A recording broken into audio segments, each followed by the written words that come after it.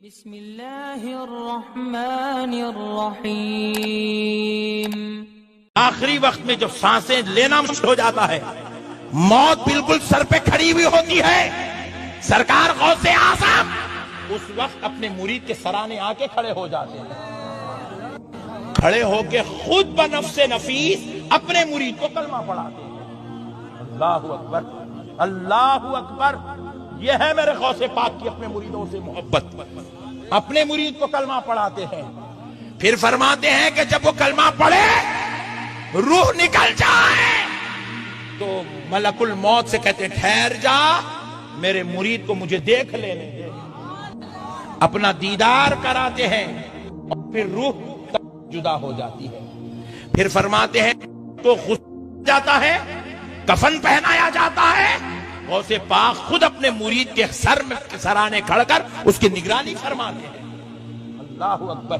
پھر فرماتے ہیں کہ جب اس کی نماز جنازہ ہوتی ہے، سرکار غوث پاک کی روح اقدس جنازے میں جلوہ گر ہوتی ہے، اتنا مرید سے محبت کرتے ہیں، اتنا محبت کرتے ہیں اپنے مریدوں سے۔ پھر فرماتے ہیں کہ جب قبر میں دفن کر دیا جاتا ہے، ادھر سے فرشتہ سوال کرتا ہے، ادھر سے غوث اعظم مرید سے کہتے ہیں کہہ دے ربی اللہ، کہہ دے دین الاسلام، کہہ دے اشہد ان محمد۔ وعلیکم السلام ورحمۃ اللہ۔ نظام الدین آندرا سے پوچھتے ہیں کیا غوث اعظم اپنے مریدوں کے جاکنی کے وقت خود تشریف لاتے ہیں، اپنا دیدار کراتے ہیں، مریدوں کو کلمہ پڑھا کر اس کی نماز جنازہ میں بھی شامل ہوتے ہیں، اور کیا قبر کے سوال و جواب میں مدد فرماتے ہیں؟ سبحان اللہ، سبحان اللہ، بڑی زبردست بات کہی ہے آپ نے، اللہ تعالیٰ آپ کو جزائے خیر دے۔ میں آپ کو ایک بات بتا دوں، اہل سنت و جماعت میں جو تصوف سے تعلق رکھنے والے ہیں، پیری مریدی سے، 75% لوگ حضور غوث پاک سے بیعت ہیں، اور باقی کے 25% دیگر سلاسل میں، لیکن عقیدت وہ بھی رکھتے ہیں۔ تو ان 25% کو یہ بات بتا دی جائے تاکہ وہ بھی پوری طرح سلسلہ قادریہ میں آ جائیں۔ کتنی اچھی بات ہے، ایک سلسلہ قادریہ میں بیعت ہو جاؤ، پھر کیا، یہاں سے وہاں تک بیڑا پاری پار انشاءاللہ۔ جنت میں جانے تک کوئی روک نہیں، کوئی ٹوک نہیں، کیونکہ موت کے وقت غوث پاک دیدار بھی عطا فرمائیں گے، اور ساتھ میں نظام سختی بھی آسانی بھی فرمائیں گے، اور ساتھ میں کلمہ شریف بھی پڑھائیں گے، پھر جنازے میں شریک ہوں گے۔ نماز جنازہ اگر ایک شخص نے بھی پڑھ لی تو باقی سب کے اوپر سے ساقط ہو جاتی ہے، چونکہ نماز جنازہ فرض کفایہ ہے۔ اب ایسا کرو، جنازہ رکھ دیا کرو، سرکار غوث پاک تشریف لائیں گے اور اس کے بعد آپ نماز جنازہ پڑھ لیں گے۔ تو جس کی نماز جنازہ اولیاء کے سردار نے پڑھی، کسی اور کی کیا ہمت ہے کہ اس کی نماز جنازہ پڑھے؟ اور جب اولیاء کے سردار نماز جنازہ پڑھیں گے تو یقیناً جنتی ہو جائے گا۔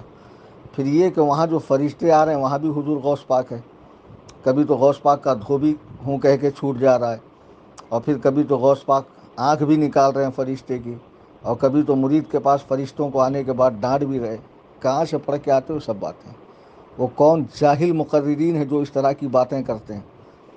جب امام غزالی نے اتنی بڑی بات فرمائی کہ سو امام اللہ کی رحمت اور رسول کی شفاعت کی بات ہمیشہ کرے، وہاں شیطان کے جانے کا کام نہیں ہے۔ اس طرح کی بات کرنے سے کیا مسجدیں سونی نہیں ہوں گی، مدرسے غیر آباد نہیں ہوں گے، لوگ حج کرنے جائیں گے، زکوٰۃ ادا کریں گے، ٹھنڈ کے زمانے میں اٹھ کے مسجد میں نماز پڑھیں گے، تراویح پڑھیں گے، زکوٰۃ و صدقہ دیں گے، ایک دوسرے کے حقوق ادا کریں گے۔ کچھ کرنے کی ضرورت نہیں، صرف بیعت ہو جاؤ اور یہ سارے بمپر آفر آپ کو مل جائیں گے۔ وہ بائی ون گیٹ ون ہوتا نا، یہاں تو بائی ون 1000 فری میں مل جائیں گے آفرز آپ کو۔ کتنے آفرز گنوا دیے آپ نے۔ یہ جس جاہل مقرر نے حیدرآباد کے بیان کیا، ایک نمبر کا جاہل ہے۔ قرآن کریم جس کے بارے میں فرمایا لا ریب فی ذالک الکتاب لا ریب فی، اس کے بعد حدیث پاک خاصی حد تک محفوظ ہے، اس کے جمع کرنے میں بھی اتنی احتیاط برتی گئی، اسناد کا خیال کیا گیا، راویان کی جانچ پڑتال کی گئی، ہاں، اور کیسا کیسا اسماء الرجال میں حکم بیان کیا گیا احادیث کا۔ کیا وہ باتیں بزرگوں کے واقعے میں ہوتی ہے؟ بس کسی خوش عقیدہ مرید نے کہا ایسا ایسا معاملہ ہے، لوگوں نے مان لیا اور جاہل مقرروں نے بولنا شروع کیا۔ اللہ کے نبی فرماتے ہیں جو ایک نماز چھوڑے وہ 2,88,00,000 سال جہنم میں جلایا جائے گا۔